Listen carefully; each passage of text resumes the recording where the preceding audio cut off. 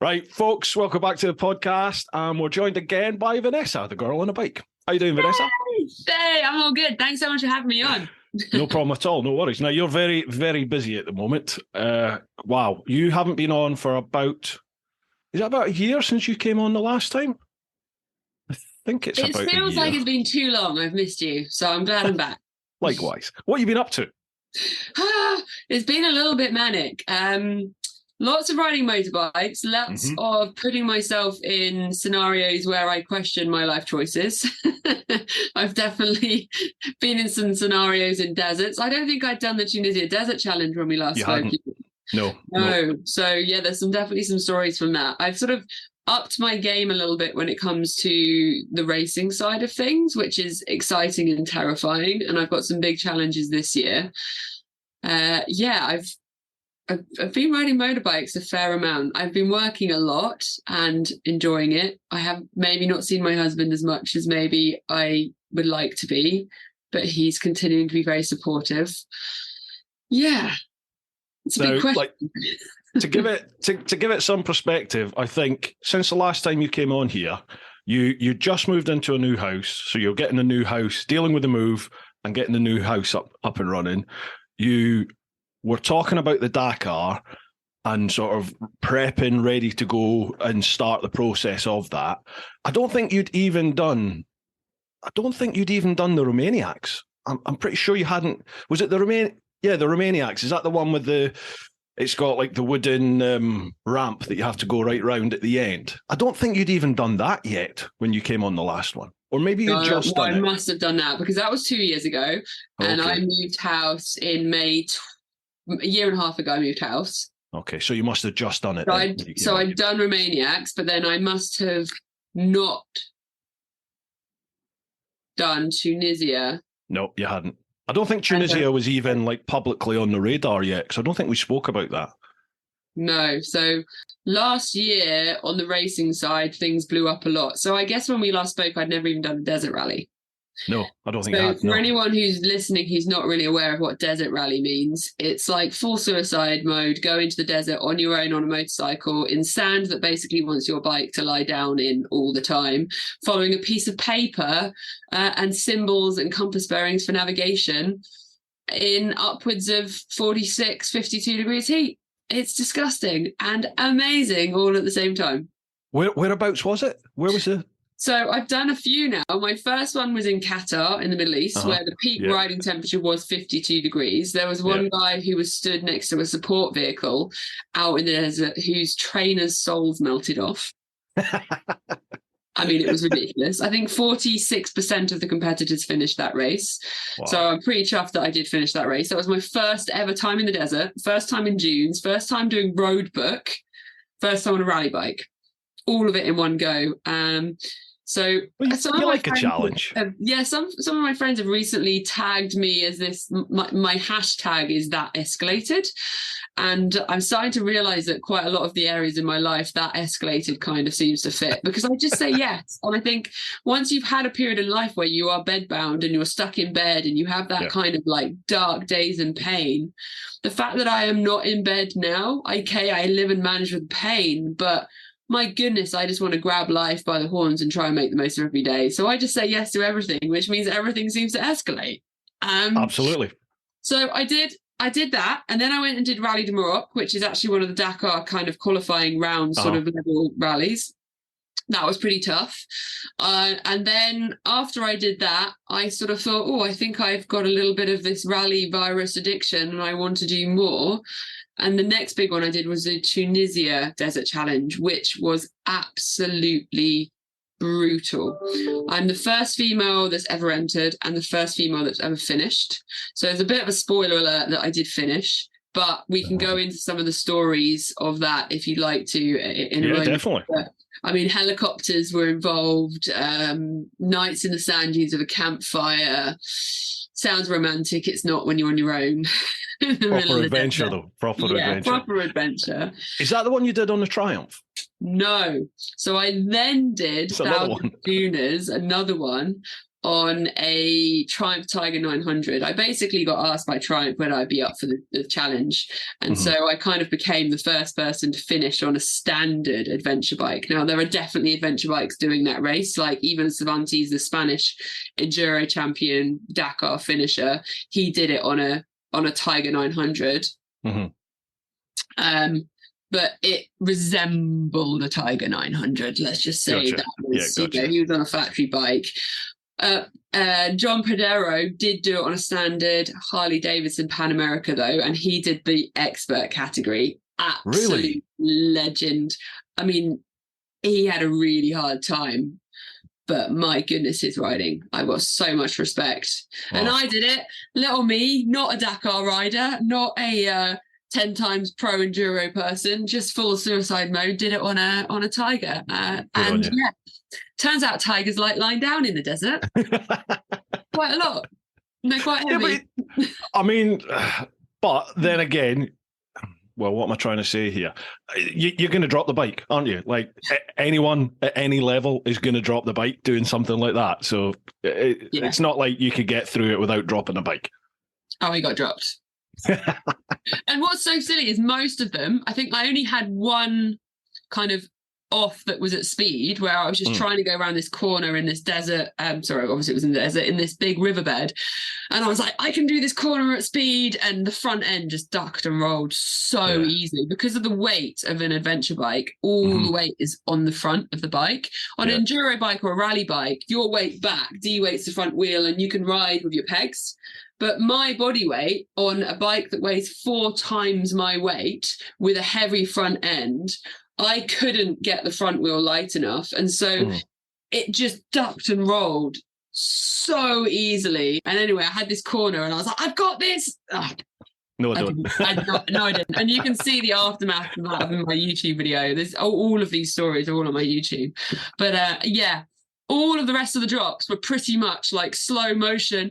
Oh, it's going. And he'd get to that point where the weight kicks in and it would be just like, lying down. I hate sand. I went away with Toro, Lyndon down in Toro Adventure, and we did a recce trip a few years ago to Morocco, and we were right down in Merzouga. Ali, have you been to Ali's sort of roadhouse hotel type place with a pool in the middle, right on the edge of the desert? I've never done Morocco with luxury. I've only ever done it in a bivouac in a tent in a rally. Yeah. So one day maybe I should do it for like a holiday instead of a beasting. Well, we'd done the camel ride out into the Sahara. You go out towards the Algerian desert and camping with the Bedouins in the tents and stuff. And then we'd come back, and before we headed off, Lyndon was like, look, I want some promo shots of the GSs out in the dunes. So he said, come on, we'll just be a little bit. Off we go. So, all right, it's already like 46 degrees. So we headed off, about 5 of us, in fully loaded GSs. I've never, ever ridden like that before. So we headed off into the sand dunes. You just imagine what happened. It was just like I dropped the bike and then everyone else dropped bikes. And we tried to push on to get to these sand dunes and literally just dug the GSs in. And then it was now like 48 degrees and we're all kitted out in adventure kit, trying to pick up laden GSs. It's like, this isn't a good idea. So I'm going back this year again. So that should be fun. I love how you say this wasn't a good idea, but I'm going back. Oh, absolutely. Same spirit as you. You've got to, haven't you? I mean, oh yeah. We only get one chance at this, as far as we're aware. So make the most of it. Get on out there. I need to give you a little caveat. I am home alone at the moment, and I'm waiting on a package being picked up. So if I suddenly dash off, it's because I've got to give the package to the postie.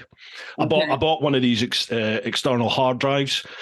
And it doesn't work. I nearly lost a whole load of footage. I was away filming at the weekend, transferred it all across to this hard drive, and went to start editing, and the drive's dud. It was like, no! But thankfully, I managed to recover most of the footage. So, Jesus. Yikes. Yeah. Anyway, sorry to interrupt. Right, listen, there are loads of questions. Loads. We've got loads on Patreon, there's loads on Instagram, there's some over on Facebook as well. So we've got loads to talk about, but you know the story here, you've been here before. If we start going through the questions, I'm sure they will start putting us down paths of what to talk about. Okay, right. First off, folks, we'll head to the client over on Patreon. So it's patreon.com/TeapotOne. First one, Charlie Callard. He says, evening all, and a very happy new year to you both. Oh, this is because this original post was when you were supposed to be on the last time, which was right after New Year, wasn't it? Sorry. So a couple of questions. Sorry, don't worry about it. So a couple of questions. What advice would you give to anyone wanting to get into off-road riding? Any tips or tricks you could pass on?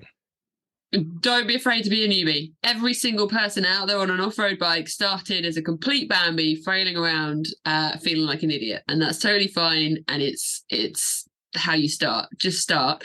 Make sure you get a good kit, because when you fall off, it's not an if, it's when you fall off off-road. You want to make sure that it's just whoops, get back up. And if you're not wearing the right kit, it will be an ouch and it will be a time off the bike. So make sure you're wearing the right kit. Now, kit can be expensive. Bikes can be expensive. There are loads of places around the world, particularly in the UK, where you can go and hire all the kit, like borrow it, use the bikes, and get a taster. There are different types of off-road riding. You've got trials riding, enduro, motocross, adventure. There's lots of different types. And so you might not necessarily know which type of off-road riding you want to try doing. And these days enable you to go and have a dabble without having to invest in all of the expense of buying a bike and a trailer and all the kit. You can just go, right, let's go to Inch Perfect Trials and do a day's trials riding, or go and ride with someone like Desert Rose Racing. They've got a fleet of beaters, or you can go ride Hondas at Dave Thorpe's. You also get the idea of being able to try different brands. You can try a 2-stroke and a 4-stroke. You can try a 250 versus a 350, and basically work out what feels good for you without having to commit quite so much. So I'd say trying to do one of those is a great way to start. They're really good present ideas. If anyone is like, what can I buy you for your birthday? Always helps too. Yeah, very good idea. Yeah, so I'd say that. In regards to kit, what would you say is like your basic level of kit to go off-roading? Obviously for road, you need a lid, and I would really suggest you wear some gloves as the absolute bare minimum, if you don't want to put anything else on. Helmet and gloves. For off-road, what would you say is, right, that's you ready to rumble? So as someone that has 2 reconstructed body parts from an accident on a bicycle, and I'm very aware of quite how much the body can hurt and want to avoid that, and wouldn't want to tell anybody else to go out riding in not much. People can ride in a helmet with boots and gloves. I don't recommend it, because when you have an off and you hit your elbow or hurt your knee, you're probably going to break it. So it's a case of how much do you value preventative costs versus long-term costs. If you come off and let's say you're doing hard enduro, I do hard enduro or I do rallies, I always wear my full knee frames. My knee frames were £500-600. It's a lot of money, but more times than I can count, those knee frames have saved my knee. The cost to me, if I had done my knee because I wasn't wearing those knee frames, would be far more than £500 or £600. Like, True. The cost of being stuck in bed, the surgery, the medical fees, the rehabilitation, the time not being able to work, all that kind of stuff. So you've got to always balance in your head. If I go out and do it and not wear the right kit, am I going to regret not spending 300 quid on the right body armor? Yeah, absolutely. And just going, it'll be fine. It might be fine, but it might not be. So for me, I'd say the bare minimum is body armor, which is going to give you chest, back, shoulder, elbow protection. It's not like you need the road abrasion off-road. It's more like the impact armor, and you get quite lightweight ones. So I wear the Alpine Stars one, and find it really comfortable. Obviously, you want good gloves, and I wear knee frames. You can get some pretty good articulated knee pads. And I did start my off-road riding in knee pads, not knee frames. And once I started to be doing a little bit more speed and more technical terrain, I went, I need to protect my body. A lot of people that you meet don't start wearing frames until they've done their knee. And then they wear their knee frames because they have to. And I kind of went, you know what? I'm going to wear the frames. So hopefully then I don't ever have to wear the frames. If that makes any sense. No, yeah.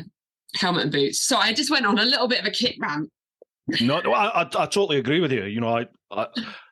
I kind of, as soon as I said it, I thought I'm probably giving out the wrong message here. I don't suggest you just wear helmet and gloves on the bike. Kit up for sure. I remember I always used to wear a back protector when I was, the Jigsaw Power Ranger twat. And I remember one time we were out in Germany. We were going out for an afternoon blast. We're going to like a hotel to watch the MotoGP, and then we're going to go for a quick spin and home. And I just thought, it's hot. I'll not bother wearing my back protector.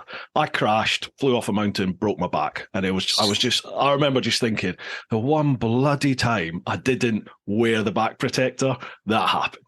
Like, so as you said, better to be safe than sorry, for sure. Yeah. Charlie also says, mince pies, custard or with cream? Oh, 0. I don't eat sugar. At all?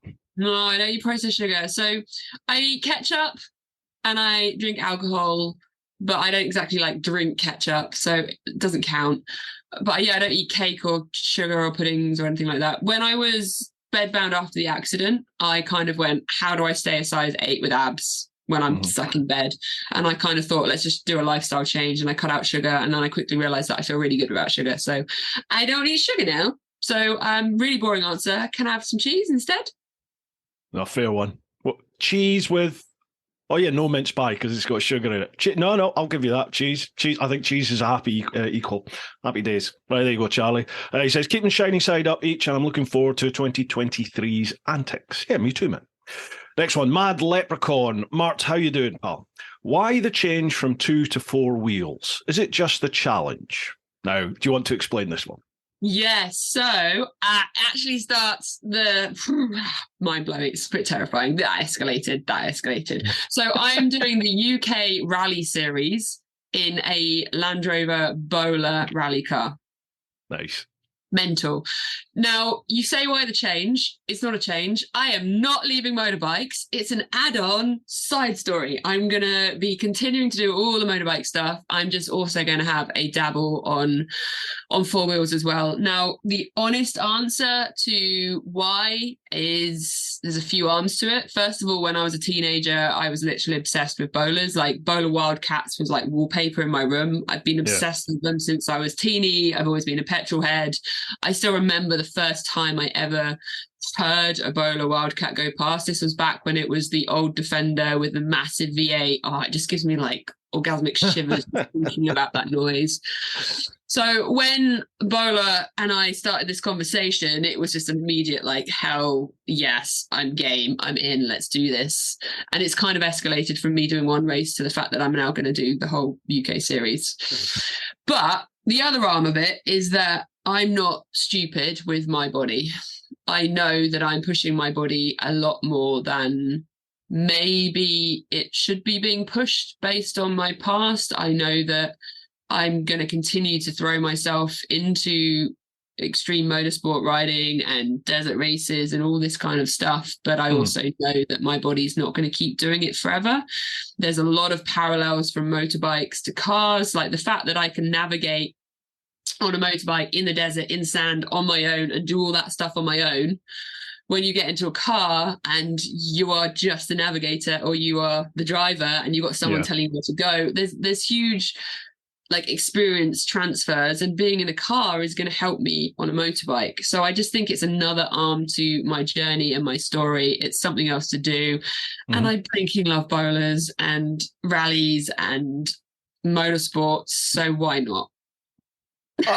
I mean, you can't argue with that. I think in this day and age, I think that's a very clever tact to take, to add another string to your bow. So you're not just, you're anything but one dimensional, but as you said, so you're not just motorbike focused. You can go down the car route. Would you be thinking about some sort of, in the future, like a presenter type role within another either YouTube show or a traditional TV based show? Is that something that you would think about? I would be very, very open to that. If the opportunity came up, I'd probably bite their hand off and then regret it, because then I'd be like, sorry, I bit your hand off. Do you want it back? I chewed it. But yeah, I can have the job. Are you happy to relinquish control. I've discussed this a couple of times actually on recent podcasts. As I've realised I am a control freak. I didn't know that really until particularly when I did the TV show a couple of seasons ago. And I really wasn't comfortable in being placed in somebody else's hands to that extent. I was like, no, this just isn't for me. It's not what I want to be doing. Are you happy with that? Like with someone else producing content that you're in, or like I want full control of everything? I think there's a balance to be found. So I've increasingly been doing presenting work, which has been fantastic. And it's, one of the ways that I'm able to fund the fact that I'm writing. I've done presenting work with Michelin, Tang Tools, Oxford Products, and a few others. But I'm me, and if you don't want me as your presenter, then I'm not the right person for the job. You're not going to get me coming in there and doing a script. If I don't agree with what's being said, or I don't like the product or any of that stuff, I'm not saying it. Yeah. And so I think if a TV or bigger opportunity came about, I'd have to have some serious conversations about what they're wanting me to be. I'm not going to suddenly be a monkey for them. Yeah. Because you spend a lot of time, a lot of money, a lot of effort building your brand, don't you? And like I'm fiercely protective of my brand. So you don't want to associate your brand with for me, the thought of associating my sort of brand and then in turn associating my following, my community with something which potentially might not have the same values, quality as what I want. I'm just like, no, I can't do that. But it's a difficult one though, isn't it? Because when that dream opportunity comes knocking on the door, you're like, oh, okay, right, maybe we'll see. Yeah. Yeah. Interesting. If they suddenly wanted me to be like a cowgirl in a movie and play a totally different person that's not even me, I'd be totally game for that. Because if I wasn't a biker, I would be a cowgirl. Would you? I do that, but that's acting, so that would be totally different, right? Oh, is this another role that you're looking at? Hollywood? No, I'm not. I just want to be a cowgirl, and I'm just trying to find out ways to be a cowgirl, okay? I just want to be on the horse and have all my cows and like learn to lasso. Well, if there's any ranchers out there and you're looking for another hand, there you are. Drop Vanessa a line. I can't promise me behaved, but I'll give it my energy. Mark, thanks very much for your question, mate. I know your family is going through some stuff at the moment, mate, so my thoughts are with you. Right, next one, Mark Fulcher. I am definitely not asking Mark's question because he asked the same question to the Average Bikers in a Cave lads who came in and filled your space when you had to pull out the last time. So I'm definitely not asking you this question because I know what it's all about. If you want to know what it's about, listen to the Average Bikers in a Cave episode. Mark, you're a bad man. Next question, Johnny Hackinson. Good evening to you both. I've always enjoyed your videos, Vanessa, so thank you for showing us some of the races you've been to. My question for Vanessa, how can we get Bruce into the Romaniacs Red Bull race for 2024? You won't. I'm not good enough. Question for me, could we set it up as a clan meeting trip and get a bunch of people to join in the Atom category? What's the Atom category? Oh, okay, yeah, you might make Atom. So Atom is like the very easiest category there is. It's kind of like a long trail ride. Okay. All right. Yeah, we could maybe try something like that, I suppose. Maybe. People, I've made a rod for my own back here because I've made a big deal about off-roading. I don't hate it. It's not my first choice. I don't know what I'm doing. So I would just prefer naturally to go tarmac, road or track because I feel comfortable there. But I do quite enjoy it. I've started to do a bit more. I'm not any good at it, but I'm starting to enjoy it and I see the appeal. But I know the chances of getting injured are way higher doing off-road than they are for me because my skill level's not there. And this is my job and I can't afford to spanner myself going down some track or trail. Do you know what I mean? It's not going to stop me doing it every now and then, but I'm not going to be doing loads and loads of off-roady type stuff. That's fair. Well, maybe we need to like plan some kind of teapot, girl on a bike, off-road training adventure thing. Okay, right. We could do something like that. If you can find a time for it, we could do something like that. Yeah. I've got I a can couple of make things time off for road planned this entertaining year. stuff at any time. I think that'll be a good laugh. So Yeah, I'll certainly test the kit, I think. Right, cheers to that, Johnny. He says, keep up the good work. Thanks, pal. Sorry to interrupt, folks. I will be quick. It is sponsor shout-out time. We are sponsored, as always, by Ultimate Add-ons. Bit of a blurb to read out for them. Ultimate Add-ons are the premium manufacturer of mobile phone and action camera mounting solutions for motorcycles, with a kit for any bike and a proven track record of creating products that keep your devices safe, secure, and easily accessible. The Ultimate Add-ons product range is ideal for any rider, from the commuter to the round-the-world adventurer. Why shell out on an expensive GPS system when you could use your smartphone, keeping it charged and within easy reach to take photos of your travels at the same time? Ultimate Add-ons waterproof, shockproof and dustproof tough cases are available for all flagship smartphone models and are designed by riders for riders. Find out why Ride Magazine gives Ultimate Add-ons their coveted Best Buy certification. Keep riding this winter with Ultimate Add-ons. It's all about the journey. Now, folks, if you head to ultimateaddons.com and use the code TeapotOne10, you'll get 10% off. I've got an affiliate link for them as well, which I'll leave down below. So if you listen to the podcast, check out the show notes. If you're watching the vid, have a look at the vid description. And obviously with the affiliate, I also make a slight commission off that. Costs you nothing more. So a massive thanks to Ultimate Add-ons. We are also sponsored by, as always, the Influencer Store. Influencer Store handle all my merch. You can see up there, I've got loads of hats, there's hoodies, there's all sorts of things. So if you head to TeapotOne.com, head to the shop, you can check out all the merchandise, and that is all handled by the folks over at the Influencer Store. The Influencer Store helps you build your brand, big or small, providing you with a solution and apparel. We help you to increase your fan base while supporting you with starting your own influencer clothing line with nothing more than just an idea or design, and there are no hidden costs. For more info, come check us out at theinfluencerstore.co.uk or drop us an email at online@influencerstore.co.uk for more information. Again, there'll be links down below, folks. Lastly, a big shout out to all of you over in the clan, over on Patreon. As always, folks, I keep saying this, but it is true. I literally could not do this full time without your support over there. So a huge, heartfelt thank you from me. If you'd like to go that extra mile and help support both the podcast and the main Teapot One vid channel, then head to patreon.com/Teapot1. Again, links down below. A massive thanks to each and every one of you who's listening or watching the podcast. I love doing the podcast. I really do. And I love getting all the feedback from you, from all the various different guests that we've had.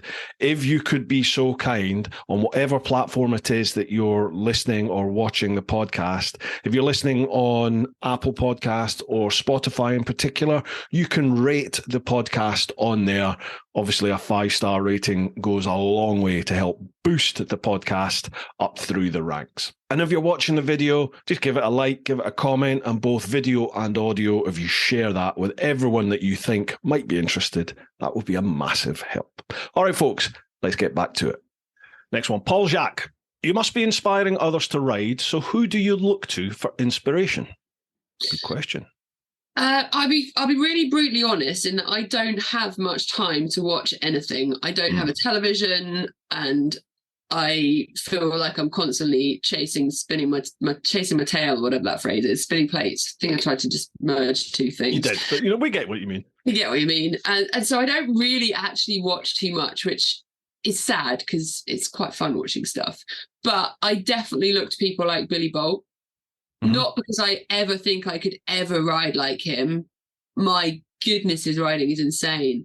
But I just think it grounds you in that I never like to be the best rider. And when I'm out riding and picking people that I'm riding with, I always like to ride with people that are better than me. Not because it makes me feel shit about how bad I am at riding, but because that's the best way for me to become a better rider. Absolutely. Because you're always going to get tips from them. You're going to get the reality check of, gosh, I'm actually not that good. I thought I was doing all right. I get a lot to learn, and people like Billy just make it look so magical and absolutely incredible. And then there's also some of the female riders like Leah Sands doing the Dakar, those kind of girls that are just absolutely kicking butt and proving that girls can do it all too is just incredible. Meg's Brapp in the States, she's another one. Her riding skill and the progression over the last few years has been amazing to watch. Yeah, it's interesting that you say you don't watch your telly. I kind of the same, although I've started watching a bit more in the evenings. Like, when you sit down and have your dinner, sort of at 5, 6-ish or whatever. And then before I know it, it's like 2 hours later and I'm just watching utter drivel. I don't think there's anything decent on the telly. That's the problem. But I used to watch a load of YouTube and now I'm full-time at it. I rarely watch any YouTube anymore, to be honest. And when I do, it's not often bike related. I tend to watch, I still watch the old favourites, Casey Neistat, Peter McKinnon, people like that. They're your traditional sort of vlog style vids. I think the challenge is that there's a lot of time people look at what we're up to, what I'm doing, for example, and like I live a dream lifestyle, right? Obviously, it's got its drawbacks. The fact that I'm only doing this largely because of the accident started it, and I live and manage the pain of that and everything. But the reality is, I get to do some incredible things. But in order to do those incredible things, I work more than anyone I've ever met in my life. Yeah, like I'm working 7 days a week. Most of all of those days, I don't get many times off or downtime. If I do stop and sit down with a coffee, almost guaranteed I'm on my phone working. I will reply to every single message that anyone ever sends me. I work a lot and I'm not complaining. It's my choice and I love what I do and I love every single message anyone ever sends me. So don't stop sending them to me because you think, oh no, then she won't stop working. It's not working to me. It's a lifestyle and I feel like it's just something that I enjoy doing. But it means that I'm so engrossed in that I don't have the capacity then just to sit and watch stuff. Yeah. I find like if I do find myself sat doing something else, it's always on my mind. It's like it starts at the back of your head going, you've got this to do, you've got that to do, you should be doing this, you should be doing that. And those voices just get more and more and louder before you're like, I'm not even enjoying doing whatever this is. Let's just go and get back and, as you said, get on your phone, get on the computer, whatever it is. But again, we're living the dream, aren't we? We're both living our prospective dreams, the dream jobs that you work hard to attain and to keep. So, you can't complain. Okay, right. Cheers for that one, Paul. Next one, Nick Bennett. I met Vanessa at ABR last year, 2022. I recognised her from about 50 metres and said, Vanessa, and she said, hi, how are you doing? We walked and cracked on for a good 15 minutes like old friends. An amazing lady. It's really nice to meet someone you think is up there on a pedestal, but really they are so down to earth. If I had a question for her, it would be, do you speak to every guy you meet at a festival like that, or is it just me? Seriously, though, I'd like to ask Vanessa, I know why you do what you do, but how do you keep so motivated? What's the secret? Can I ignore the first question? Yes. It's a little bit creepy, Nick. Yeah. No, I'm just a flirt. It's fine. Okay, how do I stay so motivated? Unfortunately, having my past makes me incredibly grateful for every day I have now. And it sounds really cliche, but like my world was turned upside down. And every day I'm alive now and I'm able to get up and do stuff is just a gift every day. How do I stay so motivated? I don't. I'm a normal human. I have ups and downs. I think one of the things... So I do these school programs and I do corporate speaking. I do lots of motivational speaking stuff now. And one of the things I talk about is your mindset and the fact that you've got 3 choices of these mindsets. Now, I'm not going to go into it because then why would you book me to come and speak in your organization or have me in your school? But these mindsets are really important to start to become more aware of and recognize them. I fully have many moments, many days where my energy is low. I have self-hate. I have imposter syndrome. I look in the mirror, not like what I see. All of that stuff is completely normal. But there's an element of just realizing that that's normal and that it's okay, not beating yourself up over it, but just staying focused on your goals. I think goal setting is the biggest thing for me that motivates me. So right now I have a really big race coming up in April, the biggest I've ever done, second biggest rally raid in the world after the Dakar. Will I make the finish line? We will see. But I know that every day right now, my actions are going to change the outcome of that race. And so having that massive goal changes my motivation every day now. You know, I get to the end of the day, I've just got back from New Zealand. We were on the bikes for 9-10 hours every day, get to the hotel, absolutely knackered. I'd obviously still have to, you know, process content, speak to all my lovely followers, deal with cameras and video files, get things ready for the next day, have dinner, get to bed at a reasonable time, which is normally about 1 a.m. But I needed to go for a run or do a YouTube video actually I do watch YouTube. I watch workout videos on YouTube, do a YouTube video for fitness or do a whole load of push-ups and squats, whatever. And for me, my priority is knowing that I've set my goal and I'm locked on to doing the best I can in that race. And so today I know that I actually can make the time to spend half an hour doing some fizz. Because when I'm stuck in those sand dunes with my rally bike upside down cursing, the fitness that I can make today, I'll be grateful for then. And at least then, when I am stuck in their dunes, I won't have the same self-hate of, well, you could have done something, but you didn't. Why didn't you get fit 2 months ago when you had the power? So it's also that self-reflection of knowing that I'm taking control of my life and doing what I can do. And I know that for my mental health, I'm very self-critical. So at least if I do what I can do in my power, it helps me not be able to have as much of a leg to stand on in my own self-critique, I suppose. And it's amazing. I mean, this sounds rich coming from me being a fat bugger, I know. But I've started again on my rowing. Like every year in January, I start rowing. And I normally get to about May and then it just dies a death. So I'm back at it again now. But it is amazing how much of a positive impact just doing 20 minutes of fizz has on your mental outlook on life and your mental attitude. Because towards the end of last year, I felt terrible. I felt so bad. I thought, I actually think I might have something seriously wrong with me here. You know, I had no energy. I had no drive for anything. I was in pain constantly. I just felt like a decrepit, fat old man, you know. And within a week of just rowing, just doing 20 minutes every day, God, it was amazing. It was like, you've got energy, you feel knackered, obviously, but you've got energy, if you know what I mean. You know, like I was drained because I'd actually... Absolutely. It's a legal crack. Yeah, totally. Yeah, your body has a warmth and a buzz around it where you're like, I've done something. I've achieved something today. So I cannot recommend that enough for anyone out there. Just get your ass off the seat, wherever it is you are, and just do 10, 20 minutes. Even if you're walking to the shops, just do something. Anyway, even if right now, while you're listening to this, you just stop, drop and give me 20 push-ups. Do it right now. Actually, I should challenge you. Maybe 10. Maybe 10 to begin. All right. No, that's right. That is totally right. Absolutely. Yeah. Just it's the beauty of the podcast, really, isn't it? You can do it no matter where you are, what you're doing. You can listen along to it. Anyway, right. Okay. We'll get off that. Next one, Matt Rowe Designs. Vanessa, can you please take Bruce off-road as a pillion to show him how it's supposed to be done? Pillion off-road. You wouldn't want me as pillion anyway, but off-road, no. No. I don't know. I think he wants us both dead. Is this someone that was trying to kill us? I mean, mind you, on sand, it'll get your front up, won't it? You'll get the front wheel out the sand. Really? Yeah, the whole way.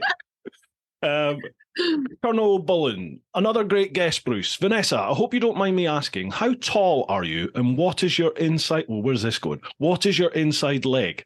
I know some people use their height as an excuse to ride certain bikes or to do more off-road, but you are truly inspirational. Oh, thank you. So I'm 169 centimeters and have a 69 centimeter inside leg.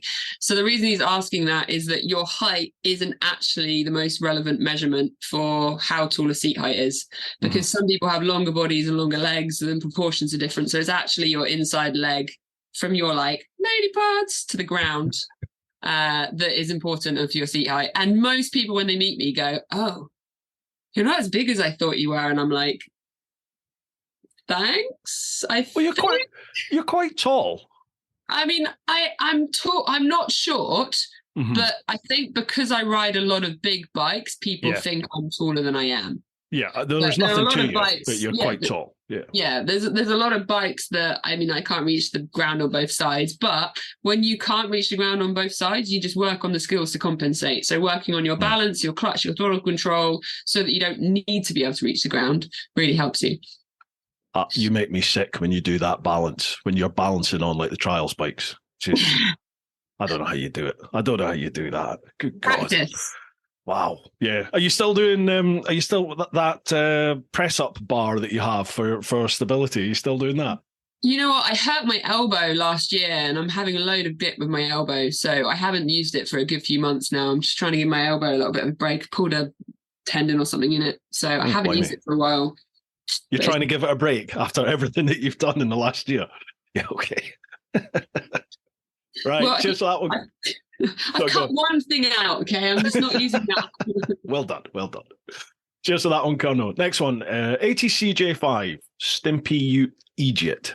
God, some people have got weird names, haven't they? Vanessa, I do not know if you know, but someone you know has been on it's a dig at me, has been on a wee little trip that I'm sure he will talk about. Not mentioned it yet, actually. If you were to do such a trip, would you take Bruce as a passenger in the sidecar? So a big trip round the world. Would you go with me in the sidecar? And I'm the passenger. I mean, I've got to be stuck with you going around the world for like 6 months. Right, so yeah. 6 months. Cool. How long does it take to go around the world? A month? 3 months? To be honest, you could. You could. I think you could as well. Sidecar, though. Yeah, you could. You could do it. I think Nick Sanders has done it in 18 days or 19 days. That doesn't sound fun.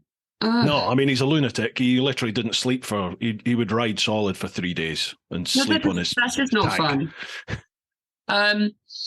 I'd take you in the sidecar with me, whether I'd go around the world or not. Why don't we just go and do like a random sidecar adventure somewhere? Speak to the sidecar guys. Get a euro. Do something. Mm-hmm. It's an option. I'd be game. That's something to think about. Yeah. As long as you hold a wheel of cheese. A wheel of cheese? Why? I don't know. It reminds me of Wallace and Gromit. Don't they have a wheel of cheese? Wow. No? Well, yeah, I suppose he does. Yeah. Well, we can chat about that. We can discuss that. Question for both. What kind of sandwich do you like? From sunny San Diego, have a great show. Wow. Favorite sandwich? Cheese, I'm assuming. Oh my God. I can see where that came from. Oh dear. So what kind of sandwich? That's really hard. I don't eat many sandwiches. If I only had one sandwich, what would I have? It's got to be moist. It's got to have a lot of I don't like a dry sandwich. Yeah. Maybe like beef and horseradish with some lettuce. Or mayonnaise, so it's not dry. Gotcha. I do like a bit of beef and horseradish. Yeah. Bacon and egg. Have to be bacon and egg brown sauce for me. But the egg goes in. Hang on, but that's not a sandwich. That's like of course it's a sandwich. Breakfast bun. Oh, but it's a breakfast sandwich. I've been tricked because bacon and egg. Yeah, but the egg goes all You're over. having beef. Beef's a Sunday dinner. You're having that in a sandwich. All right. I think I'd be happy with the beef and you'd be happy with the bacon. So we could have either, and then that's it. Job done. Okay. Thanks for that one, Stimpy. Cheers. Next one, Darren Phillips. Vanessa, a little sneaky, but 2 questions. First question is, how do you stay so positive in more situations than most? Because there's always something to be grateful for. I remember lying in bed after the accident, and actually it really started the first time I went out on an adventure with hubby on the Harley, and it was like 6 miles from our house, but I was out of bed, and I realized that, all I wanted to do was go kite surfing and not have pain and go back to the life I used to have. But actually, in that moment, I had a lot of stuff I could be grateful for. There was a beautiful sunset. I was there with my husband. I was alive, had some courgette and steak on the barbecue. And it kind of made me realize that actually in the worst of moments, there's always something to be focused on that is positive. And then the real thing is that your emotions are directly linked to what you think about. If you focus on negative stuff in your situation, your emotions are going to be negative. If you go, you know what, they're there, but let's just not focus on those because I don't need to focus on those. What's the positive? There's going to be something. Always there's going to be something positive. You focus on the positive things, suddenly you've got a whole load of gratitude and you've got some good emotions inside. And I think it's just a shift in your mental perspective. It's not like I don't have negative things around me. I just choose to focus on the positive things because the positive things brings me smile and an uplift. The negative things are still there, but the perspective has changed. Yeah. It's the glass half full, glass half empty, isn't it? Perspective on things. Yeah, but it's a choice. And it's not like, oh, well, you're so lucky you always focus on the positive. I choose to work on my mental control and my conscious thought processes to focus on the positives. And it takes time, it takes work, it takes continually reminding yourself, stop it. Why are you focusing on the negatives? Yeah. Like, this is still good. It takes time. Yeah. I think in general, I'm a very positive person. I like to think that I definitely am always looking on the good side of everything. But I definitely have times, it's like little waves that come in sometimes. Sometimes you just wake up with a cob on. I wake up some days and I'm just an arsehole. I'm just in a bad mood. And that can last a morning, but it can last a week. It can last quite a while sometimes with me. And you're like, I'm conscious. I know that I'm in that mindset. And you can, I can see how people with depression can end up in really bad places because it's like you're on this little hill where you're in a bad mood, so you sort of react badly and you think badly to everything that's out there. And that then just magnifies it and magnifies it and magnifies it. And before you know it, this little gradual hill, all of a sudden you're at this precipice.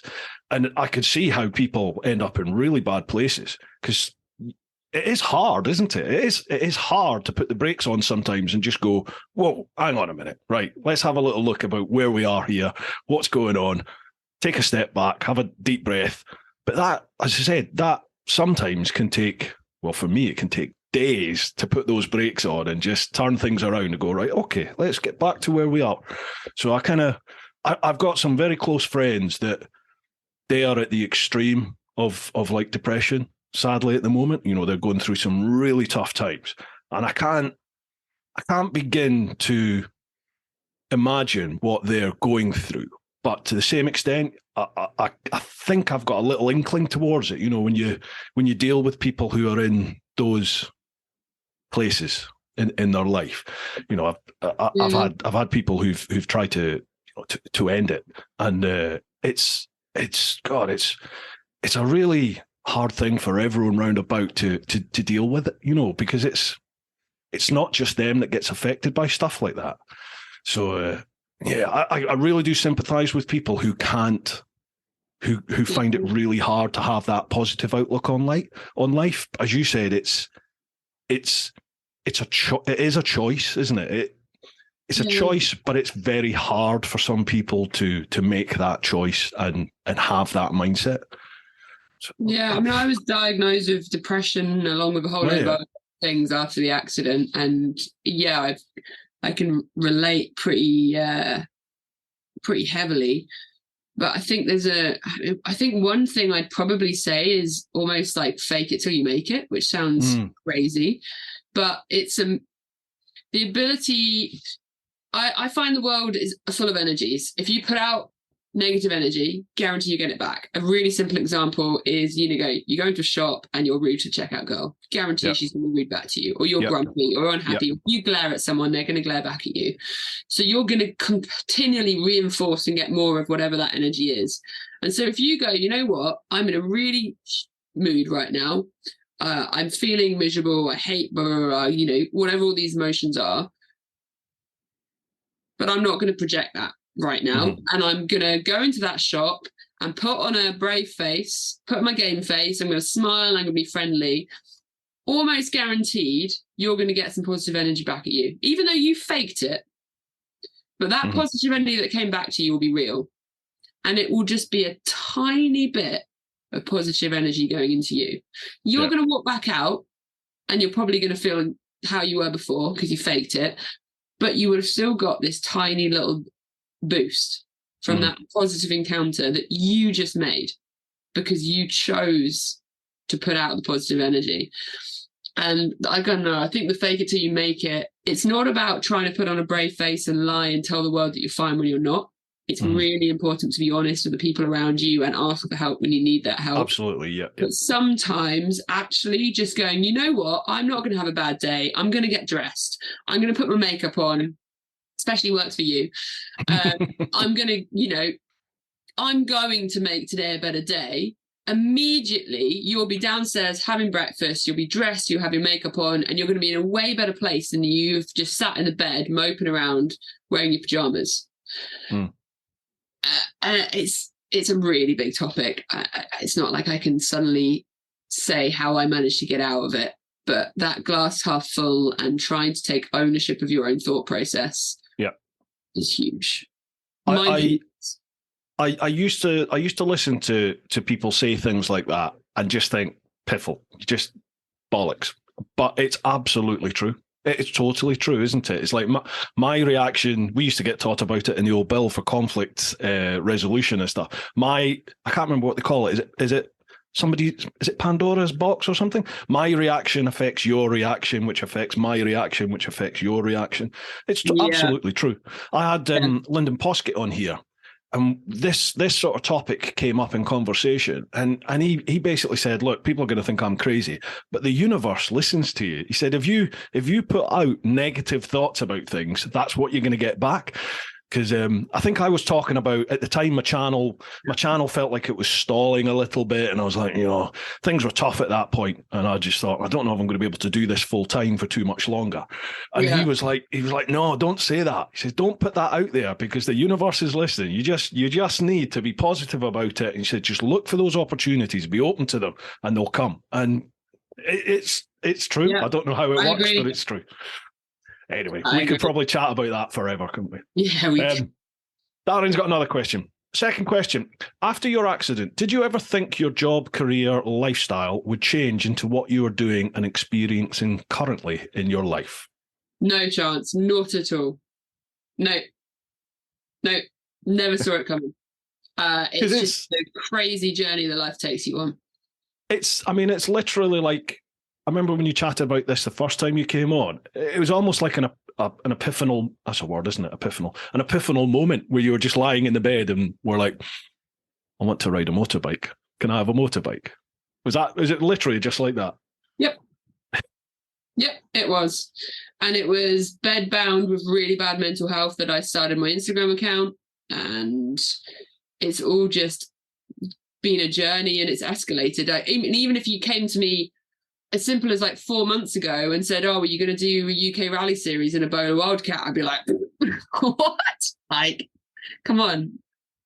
How would that ever happen? And you go back 6 years and say, are you going to be, running your own business and riding motorbikes? Like, no way would I have seen it coming. But I'm a yes person and I've just thrown myself into it. I remember the day when I quit my day job. So I was an account director in marketing. I don't think I slept for 3 days from the adrenaline of quitting my day job. I didn't earn a penny from riding motorbikes or anything. But I just went, so what's that's going to happen? I'll have to get a job again. And I was quite lucky. I saved up some money to enable me to have like a buffer that if I didn't earn any money for a year, like just about being able to eat, we'd survive just. But you never know unless you jump in and try. Absolutely. And the universe listens. And I obviously jumped in and told the universe, let's do this. You see them, I see this all the time. The more people I have these sort of conversations with on here about, people that have lived your life, they've lived their lives, they've they've gone for it. Whatever it is, whether that's rowing across the Atlantic, riding around the world, whatever personal achievement they've attained. Everyone has the same mindset. Everyone has just made that decision to take that step and go for it. And I think that is probably the hardest thing, isn't it? It's overcoming that fear to set off on a journey, to quit your job and take that next step. It's just taking that first step in whatever direction it is that you want to take. Yeah. Yeah. I right. agree. Paul Jacques again. What do you want to try next on two wheels? You said you've got something coming up this year. So I've obviously got some more desert racing. I would really like to try speedway flat track.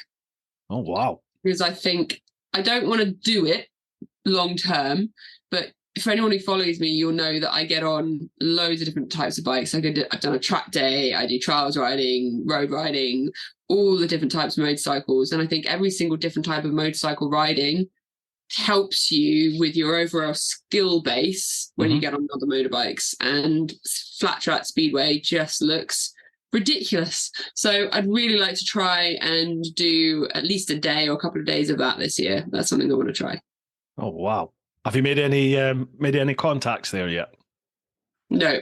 I'm sure somebody dropped me either a DM or an email about it last year, I think it was, about doing it. And it was one of them that I was like, yeah, I definitely fancy that. And I put it aside to come back to. Okay, maybe we could do it together. Well, I totally forgot about it till you mentioned it. And I'm like, shit, where is that? Where is that message? So I'll try and hunt it down. If I can find it, then I'll either send it your way or, maybe we could do something like that. That would be quite cool. I used to watch Speedway as a kid when I was wee. Obviously, I grew up in the northeast of Scotland, but my mum's family were all, they're all from Peckham, South London. So we used to come down at like Easter and Christmas and stuff. And my uncle was a crazy Speedway fan. So he used to drag me and my cousin and we'd go and watch all the Speedway. I remember the smell of the place and the noise. Loved it. It was amazing. Right, next one, Rebecca Christie. Evening both. Vanessa, can I just say thank you? You've been my biggest motivation for getting my head back into biking. I've had a wobbly couple of years struggling with anxiety as a result of menopause, but your positive attitude has been inspiring. Since meeting you at ABR last year, I've lost 2 stone, got fitter, and turned my anxiety around to positive thoughts. I feel like my 20-year-old self again. Awesome. Nice one, Rebecca. So, question to you both. I'm really proud of you. That's awesome. Fantastic. Rebecca's brilliant. She comes to all the clan meets and stuff. Awesome. So, question to you both. On a motorcycle trip, what can't you do without? Everything essential like gear, tools, etc. goes without saying, but what else always travels with you? For example, I never go anywhere without my Thor's hammer necklace. Probably my Cardo intercom, because I'm obsessed with listening to music, and my phone. There's not really any comforts. Oh, my protein powder. No, that's probably something people would say. So I have a collagen and whey protein powder that I have a scoop of it with whatever my breakfast is every single morning. And that comes with me anywhere I go in the world. So I'm not sure if it's comfort, but it's like fueling my body properly.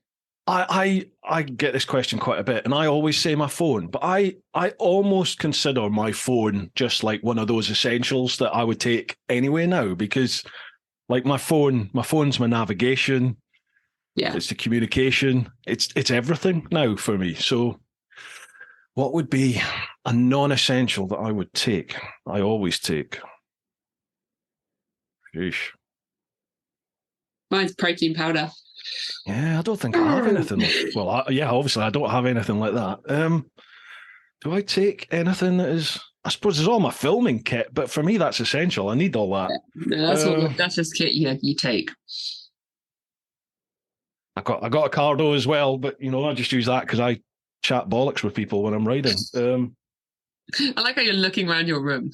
I'm frantically looking for inspiration here. What about your beard detangling cream? Do you know what? There you go. Thank you. I always have a beard comb because... Believe it or not, this gets really entangled and matted. I can't imagine. It does. I have to plait mine to go on a motorbike, so I can't imagine you unless you plait it. I could plait this now, actually. Maybe I won't. But yeah, it's just a nice feeling. I imagine when you have hair and you've got long hair at the end of a ride, if you're in the shower, it's quite nice just to demat your hair, detangle your hair. Well, the beard's kind of similar because it gets. Can't believe I just said that. Oh my God, I'm going to get ripped apart. Yeah, probably a beard comb. Yeah, I know. Yeah, God, never going to live that down, am I? Thanks, Rebecca. Cheers. See you in the Isle of Man soon. Mackham 1959. Vanessa, are you a pint of beer or glass of wine type of girl? Just so I know what to buy you when we meet at the ABR. You're going to have to watch your back at the ABR. Yeah, so I would say a gin and tonic or a glass of white wine. But on a really hot day when you've been like working in the garden or something and it's like the end of day, you've got the bonfire going, a good cider, pint of cider would do me well too. So cider will just put me on my by the fire, a whiskey or a rum. Oh yeah, Don't water it down with any of this sugary stuff. Straight, no rocks. Oh, you're my kind of person. Absolutely straight. Yes. I'm getting right into my whiskies now. Actually, I've had whiskey a few times on this podcast, and it's got quite jovial. Yeah. A lot of fun. Right, cheers for that one, Mackham. Last one on Patreon. How are you for time? That's an hour so far. I'm okay. You're okay? Righto. Yeah. Last one on Patreon. John Powell. Hi, both. I'm asking this as the husband of a woman that was in your last ABR woman's photo and with a 125 riding daughter hoping to complete her A2 test this summer. Many friends are surprised that I encourage my daughter to ride. If you were asked to put together an advert from mainstream TV to try and promote biking for women, who from the motorcycling world, both female and male, would you want in it with you? Oh my goodness. Yeah, I know. Love the fact that you're encouraging your daughter and your wife to ride, and yeah, sod the haters. They just don't realize how fun it is. Okay, to the question. That's really tough. Yeah, it is.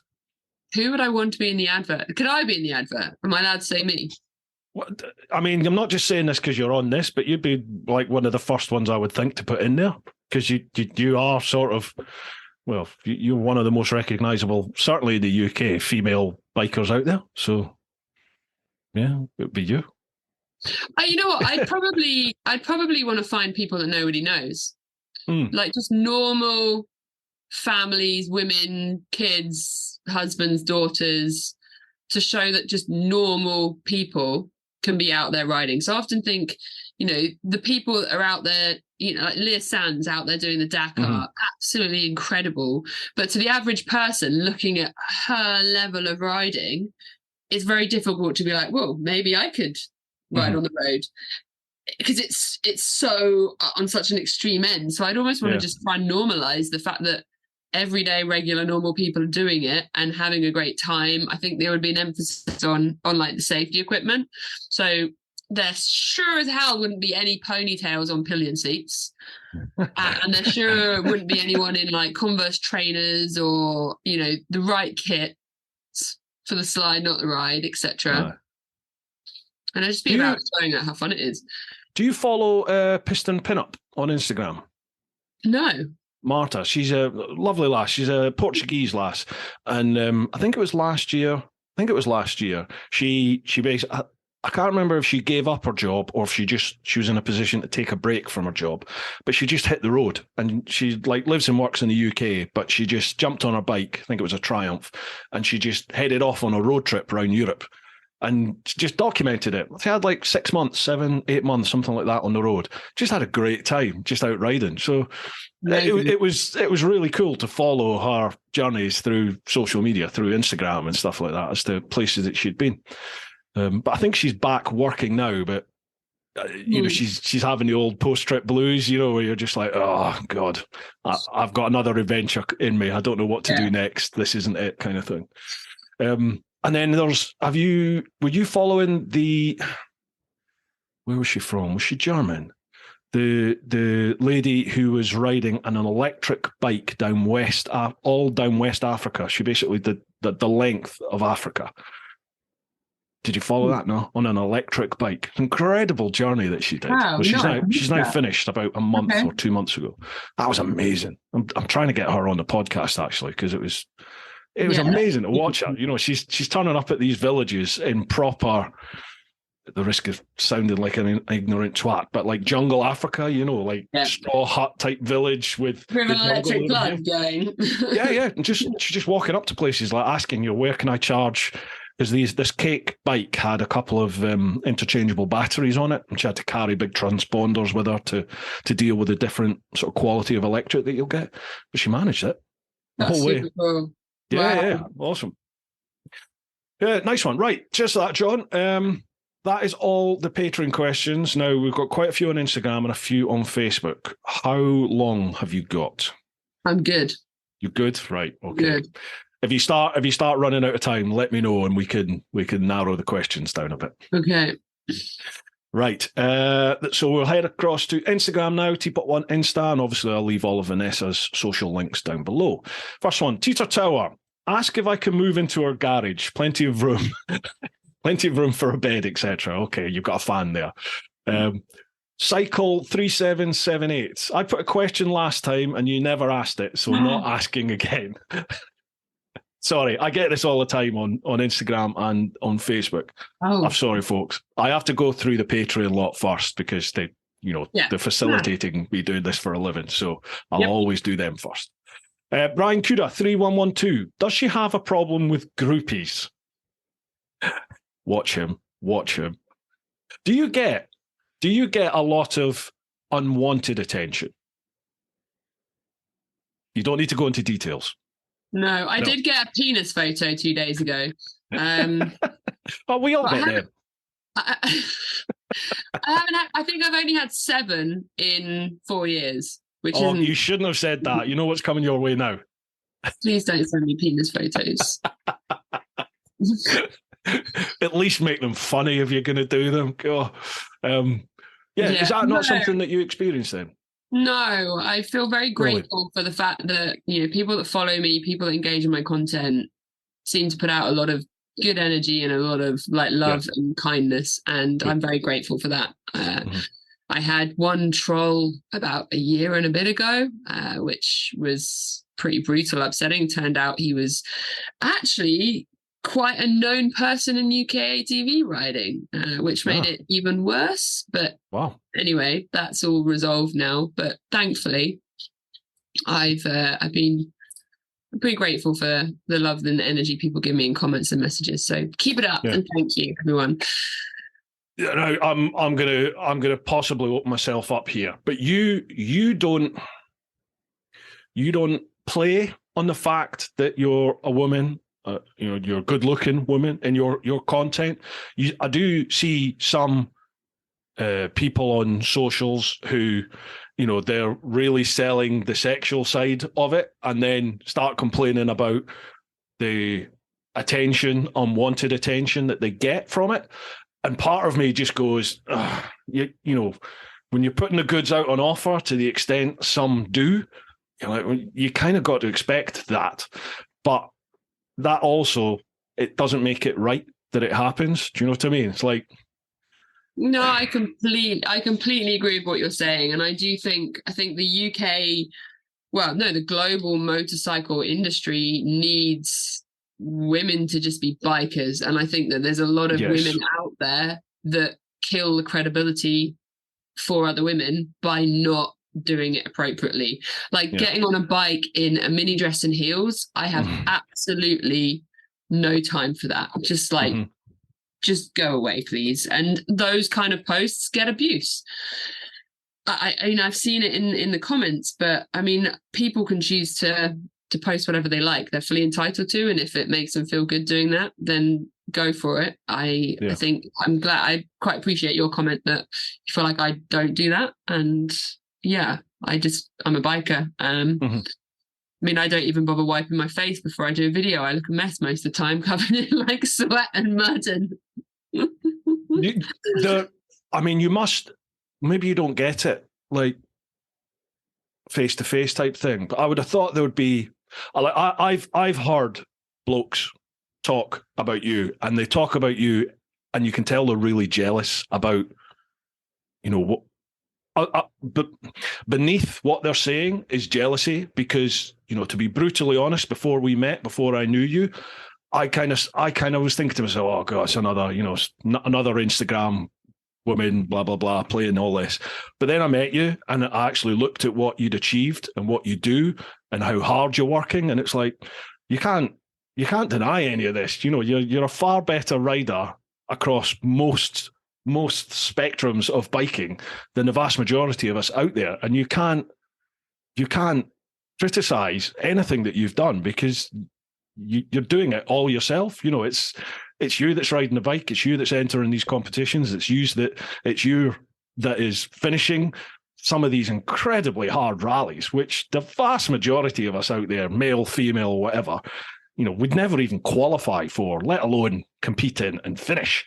So, I think you in particular deserve the sort of acclaim that you now get, and this position that you now have as a very established biker. Forget woman biker. You're a very established biker within this community that we have, and you can't criticize that for me. And if I ever hear that, I'm just like, look at what she does. Look at what she's achieved. It's impressive. Well, thank you. That's really kind of you to say. But I mean, I think you've got to give credit where credit's due, because you're doing it. You're out there doing it. You're living the dream, but you are definitely you're not only promoting biking and the biking sort of way of life and this positive mental attitude. You're not just promoting that to women. You're promoting it to everybody out there. How many blokes have we gone through?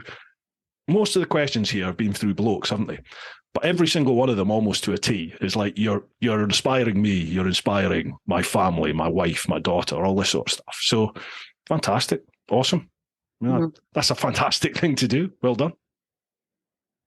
Right. I'll stop blowing smoke up your arse. Next one. Crazy Bear 29. Question. You go to the local pizza takeaway. You or a margarita? I think he means, are you a margarita pizza and a garlic bread with cheese and tomato? How many? This is quite hard to read. You order, I think he means, a margarita pizza and a garlic bread with cheese and tomato. How many pizzas have you got? Oh, you're trying to say is a garlic bread with cheese and tomato? Is that? It's not a pizza. That's garlic bread.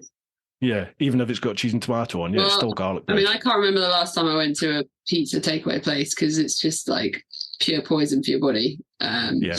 I do eat pizza, but I'll get like a decent pizza and put my own stuff on it at home. Yeah. Yeah. I wouldn't call garlic bread a pizza if that was the question. Yeah, I think that was the question. I think we got there eventually. Yeah, I agree with you. Garlic bread is not a pizza. Right, throw your leg over. Big question. What's the best thing you've done in your whole life? Wow. Over to you.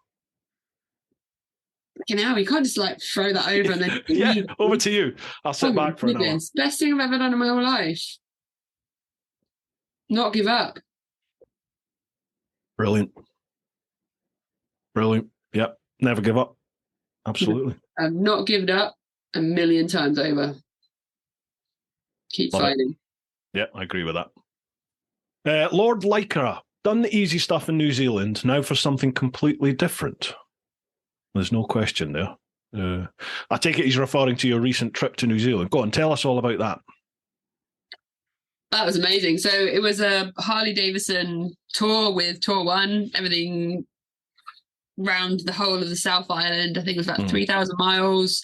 It's absolutely incredible. Got really lucky with the weather. I don't know if you've seen in the news. We got in the first day that the airports were open after Auckland was underwater and left the morning that the hurricane hit.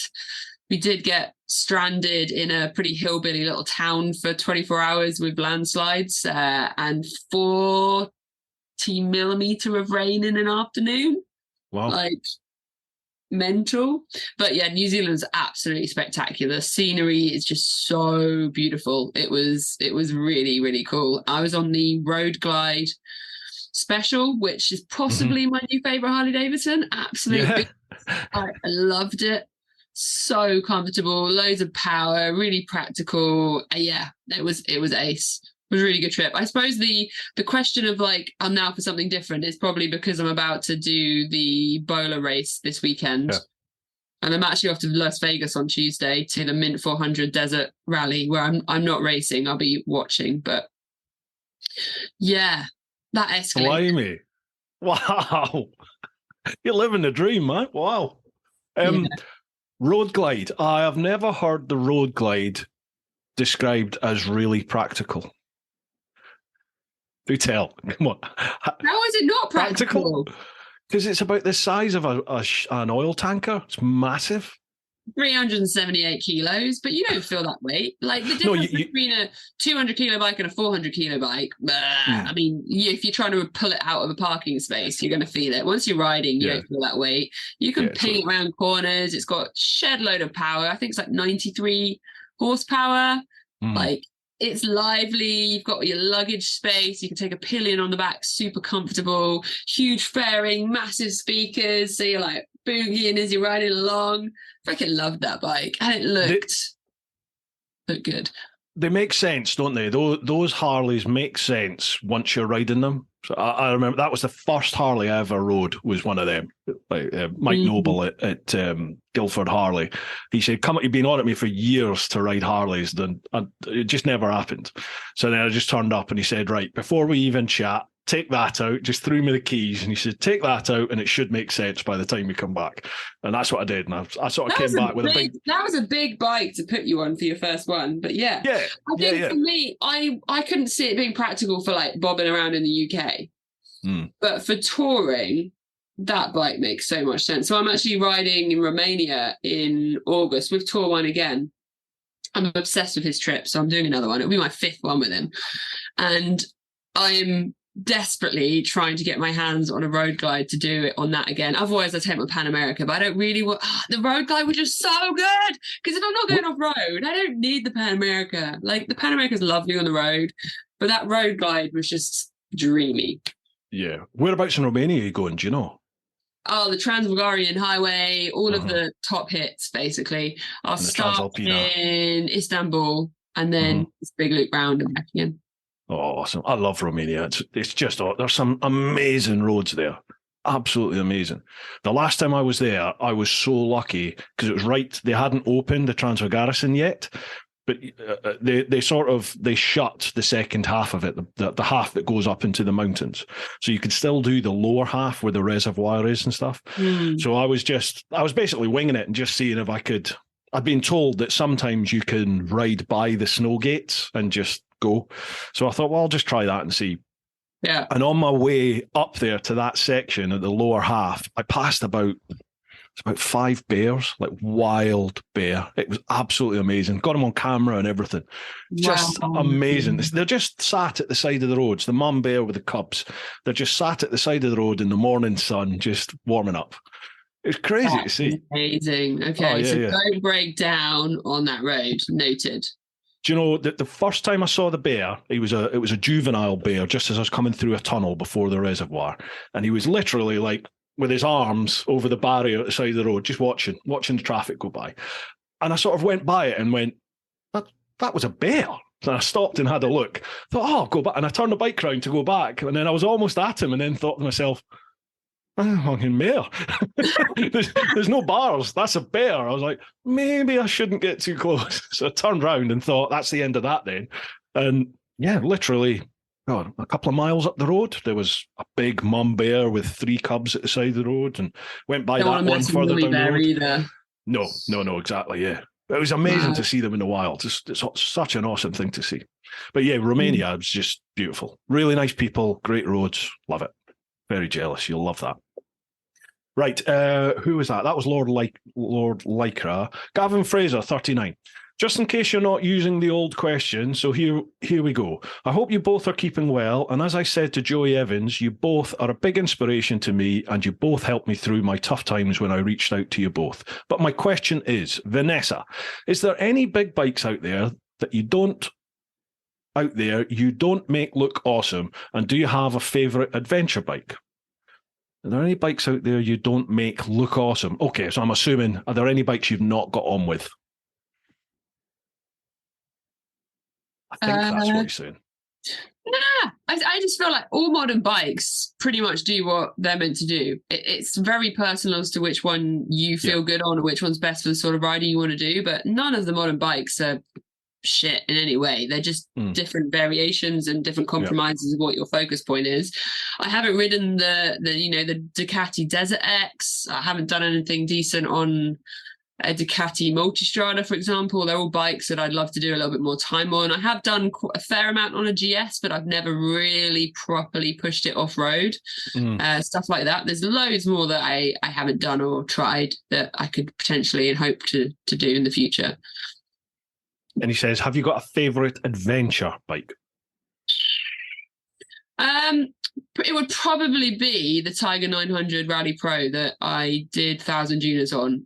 It's amazing that I didn't fall out of love with it, being in sand dunes on it. But I think for me, for my body and the sort of riding that I like to focus on, the 900 is like the ideal balance between weight, size, power, electrics, etc. And the lightweightness of it being a 900 compared to, the slightly bigger 1100, 1250s, etc.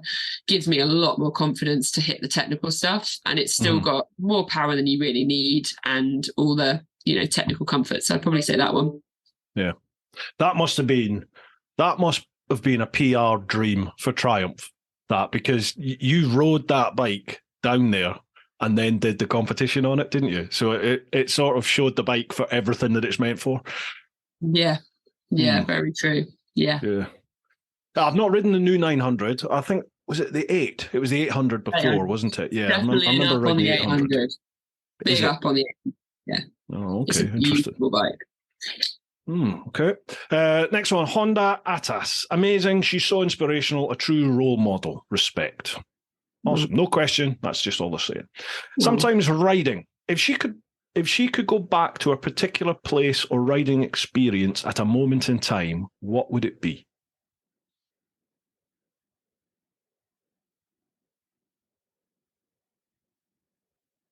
Ooh.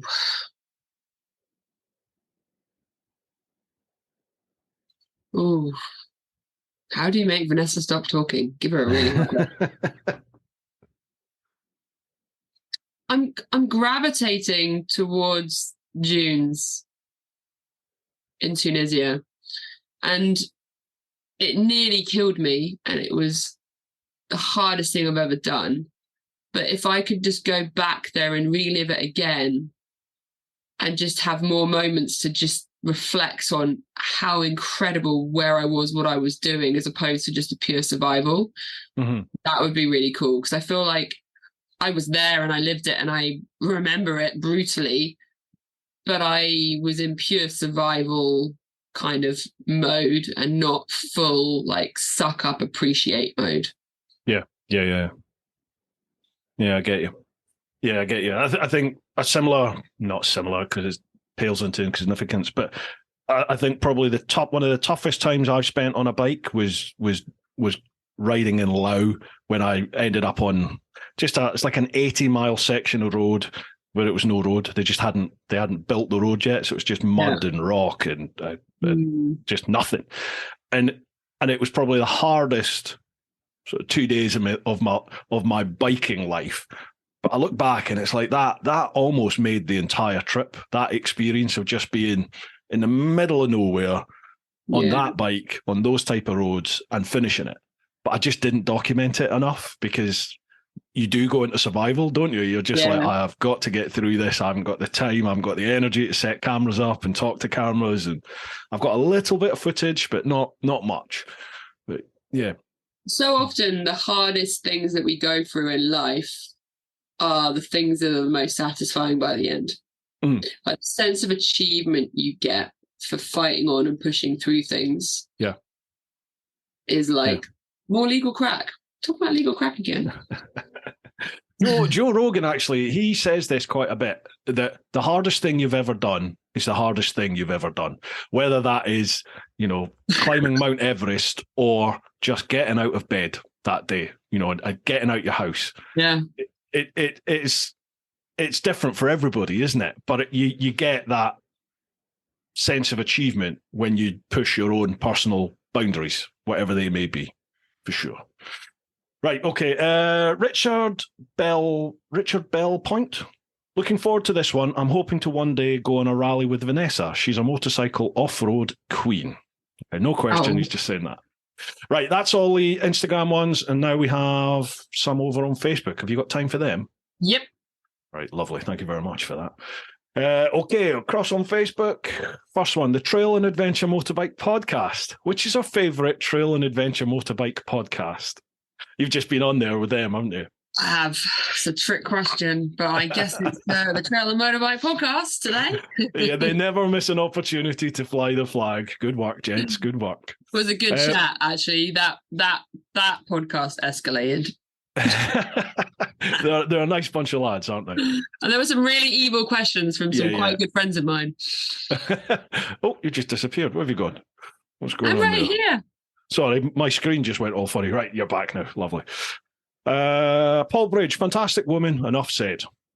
Good on you, Paul. Nathan Turner, question to you both. Have you got that one memory of a trip with a fellow biking friend that when you call them and mention it, you both roar with laughter? From Saskatoon. Oof. Yeah, my mate Jimbo. When I first started riding, my mate Jimbo used to ride an R6, and I was on my Gixxer Thou, and I learned everything I knew about road riding off of him. And he is just one of these naturally talented road racer type people. He was just incredibly fast, and I used to try and keep up with him and stick behind him. You look back now and think about what you used to do on public roads, well out of order. You'd both go to jail for it. But we used to finish rides, and when you just sort of sit and look at each other and sort of giggle like a bunch of school kids because they're like, Jesus, we survived. And I remember I did the Nürburgring for the first time with him, and we'd both said to each other, we're just going to take it easy. We're just going to do a lot. Yeah, literally. First corner, I think a German guy came by us on a Gixxer Thou on the back wheel, and I just saw Jimbo. He shook his head, and then he just ducked down behind the bars, and off he went. And I was just like, well, I either hold on to him or try and hold on to him, or he's gone. And then I've got to read this track myself. So I was like, right, I just stuck behind him, and we finished this lap of the Nürburgring. And literally pulled to the side, didn't say a thing. We both just sort of sat there laughing for about 4 minutes. Crazy. So yeah, that Nürburgring with Jumbo. Amazing. I probably have quite a few with different people, different friends. I've been really grateful to meet some incredible people around the world on my trips. I think one that makes me, like, the first one that came to mind was in Colombia just before Christmas, riding along with a friend who is now very much a friend. I met her on that trip, Annika from Australia. And there was this particular stretch of about 2 miles where, like, everything that could possibly try and take Annika out, who was in front of me, did. So, like, a dog ran out and she just about missed it. Then, like, a chicken flew across the road and she just about missed it. Next thing, a chicken came out of a tree and skimmed her head by about 20 centimeters. And I'm just behind, like, watching this chaos of, like, feathers and dogs. And then this old lady is walking along the side of the road, decides to walk across like it's a track in the middle of nowhere, decides to just turn across the road as she's hitting her, has this moment of like, oh, there's a motorbike. And so at this point, Annika's gone into diversion mode to go round behind her. Old lady thinks, oh, motorbike, to go back the other way. Oh. She ended up then going back the other way, clipping her with her wing mirror. And this isn't at fast speed. And this lady's just like, she starts laughing. I then come past and like slow down and wave, and she's absolutely fine. And then I think there was another bird, and it was like all within a mile. It was like some kind of Super Mario Kart in Colombia kind of thing. And so now, yeah, whenever a chicken comes into conversation, we're both just taken back to this, like, Colombia. Yeah, the chicken was so close to her head. I mean, yeah. How'd you find Colombia, Dean? What was Colombia like to ride? Absolutely incredible. Probably my second favourite country to ride in. Great, isn't it? Lovely people. Incredible people. Yeah, there are places you don't go, but there's a hell of a lot of places you can go. Yeah, Beautiful absolutely. place. Yeah, awesome. Yeah. I'd love to go back and spend more time in South America, actually, and really explore down there. Right, next one. Cheers for that one, Nathan. Next one, Paul Bridge. Again, what got you into bikes and why such an adventure heart? Where did that come from? I guess I grew up pretty active and outdoors. I know as a kid, my parents would properly tell me off if I said I was bored. You know, being bored is a lack of imagination to entertain yourself. Go find a stick or go outside and build a tree house or something. Yeah. Go on your bicycle. So I was always active. Our holidays every year would be going to Wales and boogie boarding and playing in the rock pools and climbing crags and bicycles and just really active. When I got to university is when I really discovered sports. I hated sports at school, like netball, lacrosse. Oh my God, don't even. But when I got to university, I discovered snowboarding and skydiving and rock climbing and like more extreme ends of stuff. And I suppose it just kind of continued to escalate. The step into motorbikes. Initially, I was 20 when I lived in the Bahamas for a work placement at uni, and I needed a way to get around the island, couldn't afford a car. So I got this tiny little bike just to bum around on. But I didn't see myself as a biker. It was literally like a means of transport on the island for my spearfish and my fins and stuff. Came back to the UK, and I'm really whittling through the story because it's quite a journey.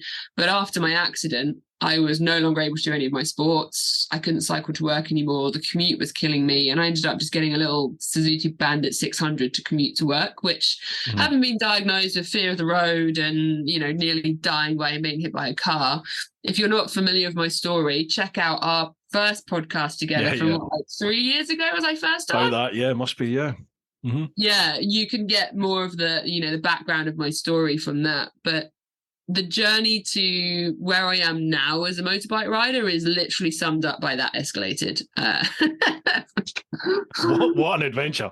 It's just, I've kind of just been determined to prove to myself that I still can, prove to myself that my pain doesn't have to stop me, prove that, you know, the stereotype judgments of, you know, a little blonde girl with long eyelashes that are real, by the way.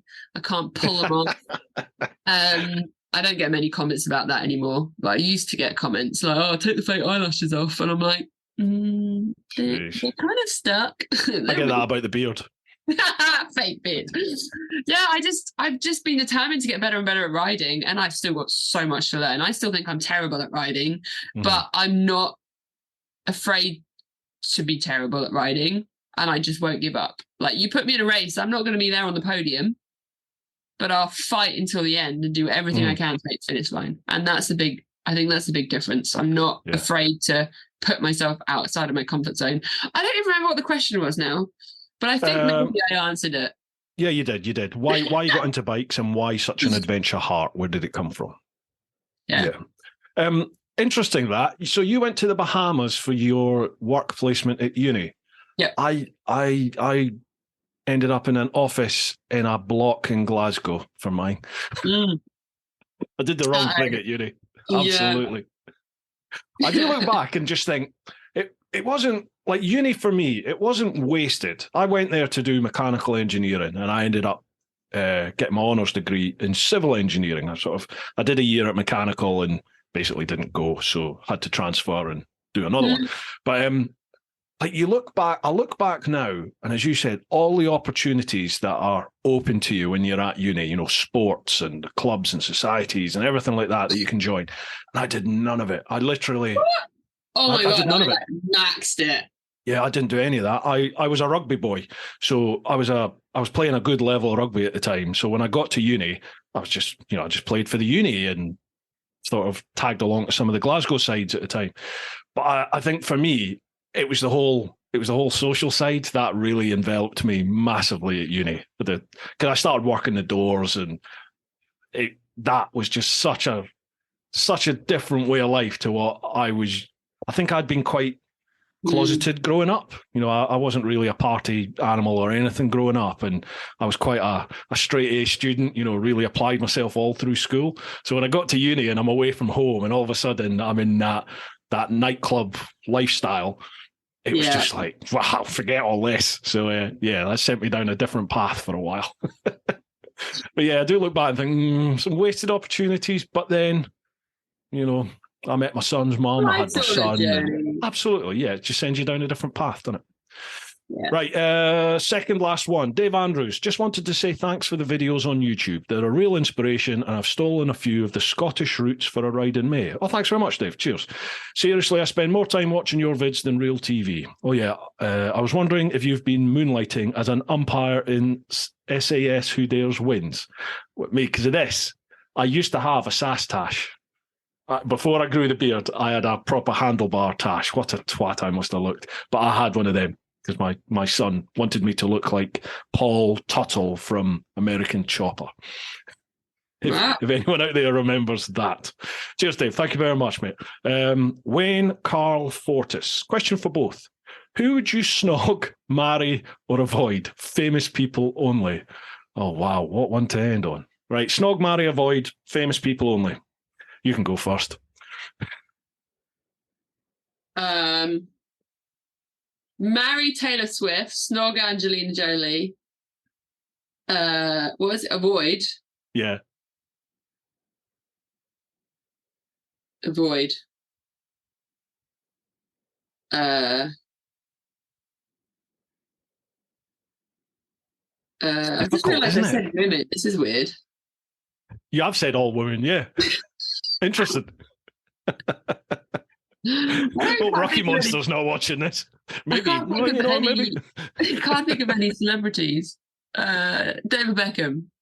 I don't know. I don't know who I'd avoid. You'd avoid David Beckham. You must be the only woman in the planet that would avoid David Beckham. Oh. Sorry. Maybe if he doesn't do it, he doesn't do it. I still like football. Sorry. I don't know. It's probably the football part. I don't know. This is hard. This is hard for a bloke because literally you'd snog, marry, avoid any of them, to be honest. all much of a muchness, you know. I don't even think of any males. What about okay, stereotypical ones? What Brad Pitt? Brad Pitt do it for you? No. Jason Statham. Okay.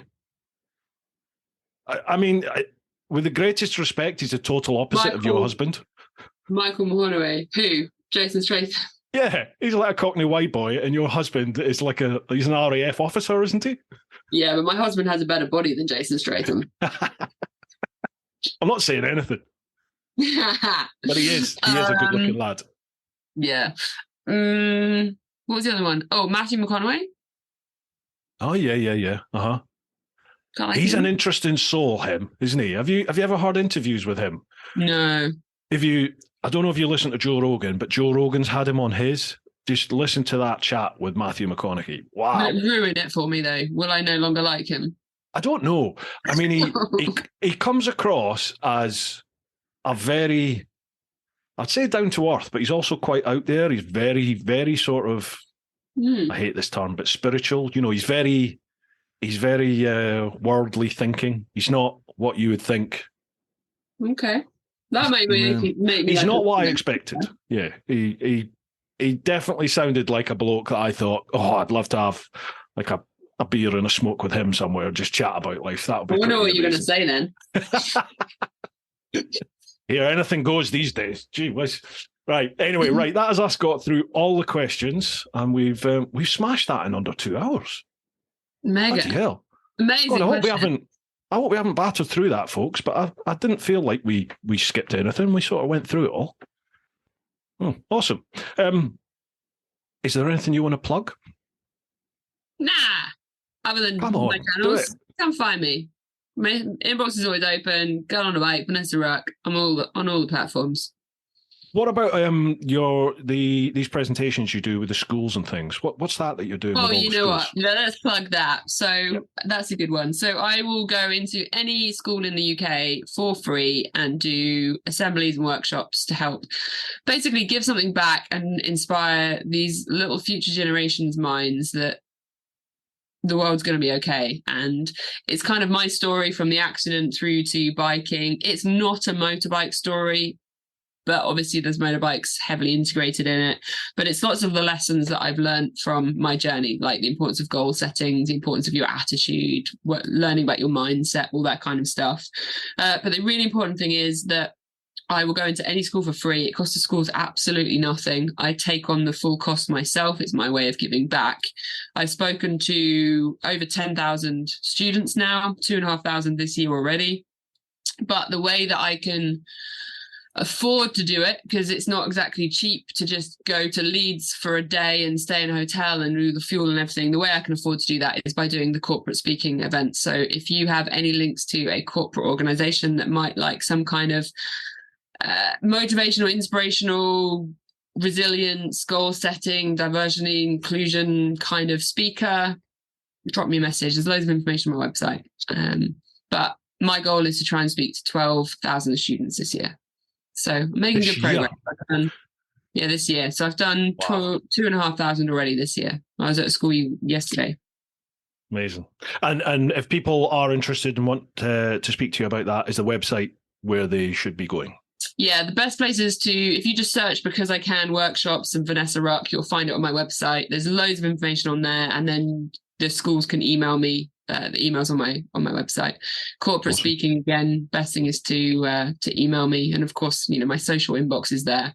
I just find that my social media inbox is quite busy, so having the dedicated emails just for schools and corporates helps me with my admin.